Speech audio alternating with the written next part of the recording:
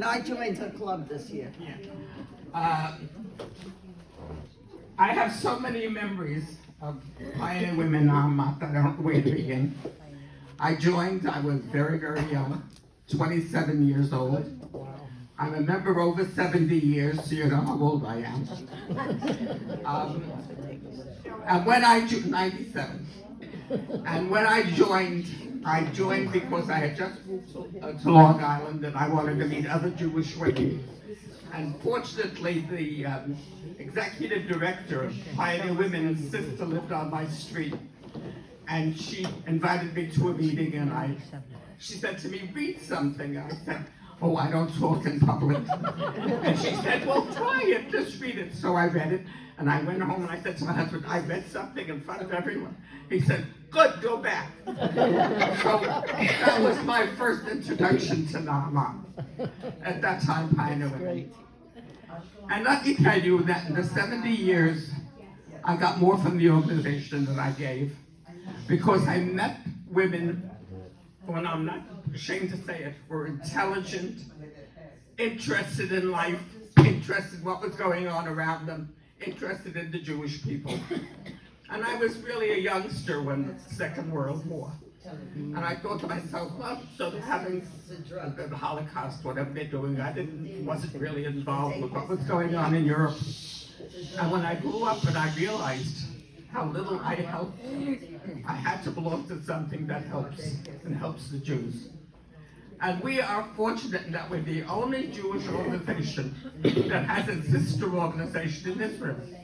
In Israel, we were Mawetz HaPolat, but now Naamat Israel. And what we did always was raise money here, give them our support, and they know where to spend it because they live there. And we are a social service organization. There is no facet of Jewish life that is not covered by Naamat. And I must tell you, nobody has mentioned our daycare centers. As far as I'm concerned, that's one of the most important things we do. We have daycare centers that take care of thousands and thousands of children every single day. In fact, when Head Start was going to start in the United States, they came to Israel to our daycare centers to see how we were running them, because that's the way they set up their daycare centers.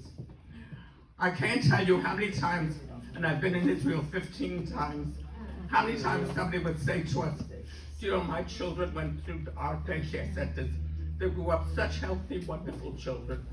The care that they are given in those daycare centers cannot be matched anywhere else in the world. But what you sit at the table, there are 4 or 5 children, 2 helpers. They feed them, they dress them, they put them to sleep, they play with them, they teach them. They don't just warehouse them. They are taught everything they have to know. We have battered women's shelters. We have lawyers' offices where people can go and get advice. We have high schools, we have trade schools, we have everything that's needed. And they would come to us and they would say, you know, we have needed a new daycare center in a certain area. New people have moved in. They have no place to leave the children. Okay, we'll raise the money, build it. And this is the way our partnership has been. I remember that one of the first times I went to Israel, and we were walking along the street in Tel Aviv. Look at these faces. And I said to Marty, you know, there's a little sign over that store that says Pioneer Women. I said, I wonder if that's one of our daycare centers. He said, let's go over. I said, but what if I worked so hard?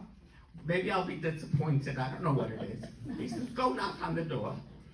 He always pushed. So I knocked on the door and I said, I'm a member of Pioneer Women in America. Could I see the daycare center? Sure, come in. Well, I was so pleasantly surprised. It was so clean.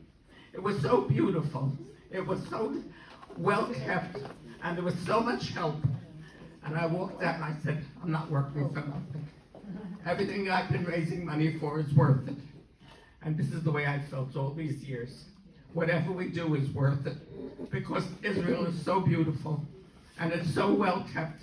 And it's so intelligent. And they really tried so hard And only with our help will anti-Semitism stop. Only with our help will we be able to show them we are strong and we are powerful and we can do what we have to do. So even though we don't meet regularly, I'm hoping that we can at least stay together and Yes. raise money and do as much as we can for the women and children in Israel. Thank you.